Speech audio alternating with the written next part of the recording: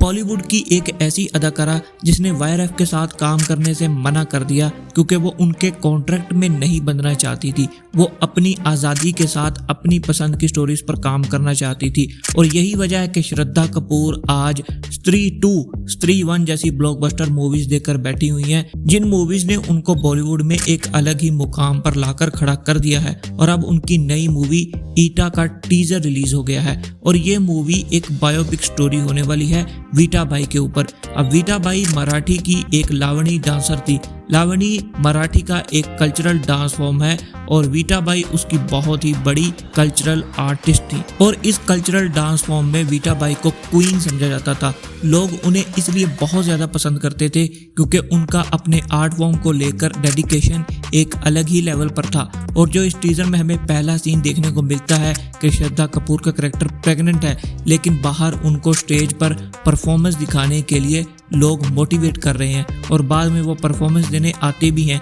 तो ये बिल्कुल रियल लाइफ से इंस्पायर्ड सीन है और वीटा बाई के साथ ऐसा रियल में हुआ था। तो स्टोरी काफ़ी पावरफुल होने वाली है, एक पावरफुल कैरेक्टर पर बनने वाली है और नो डाउट कि श्रद्धा कपूर एक बहुत अच्छी एक्ट्रेस है।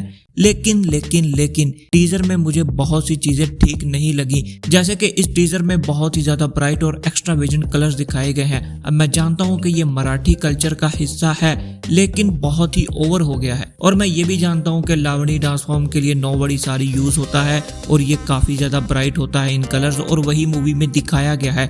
लेकिन मुझे लगता है कि इन कलर्स को थोड़ा सा लाइटर टोन देना चाहिए था या कलर ग्रेडिंग में इनको ठीक किया जा सकता था, क्योंकि इस मूवी को इसके स्टोरी के दम पर चलना है, लेकिन ये बहुत ही इन द फेस लगती है। कलर्स के अलावा इसके डायलॉग भी बहुत ही ओवर द टॉप लग रहे हैं। जबकि ये एक बहुत ही पावरफुल कैरेक्टर पर मूवी बनने वाली है, तो आपको बोलकर उनकी इंपॉर्टेंस नहीं दिखानी, आपको अपने एक्शन से दिखानी है, जो कि वीटा बाई ने रियल लाइफ में किया था। लेकिन यहाँ पर कैरेक्टर को हाइप करने के लिए श्रद्धा कपूर को भी कुछ पावरफुल डायलॉग्स दिए गए हैं और साइड कैरेक्टर्स को भी, जिसकी मुझे लगता नहीं है कि जरूरत पड़ेगी। अगर इस मूवी को बहुत ही अच्छे तरीके से लिखा गया है तो वीटा बाई का कैरेक्टर ही हमें बहुत ज्यादा इंप्रेस कर देगा। लोगों को उनकी तारीफ करने की जरूरत नहीं है, मूवी में थिएटर में लोग खुद ही कर देंगे।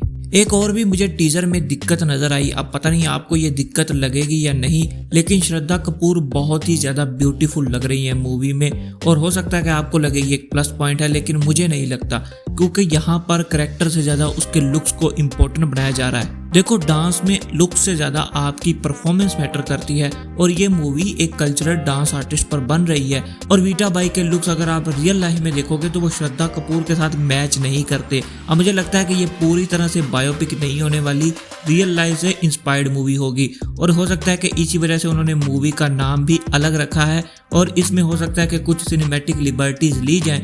लेकिन क्या वीटा बाई के फॉलोअर्स उसको पसंद करेंगे?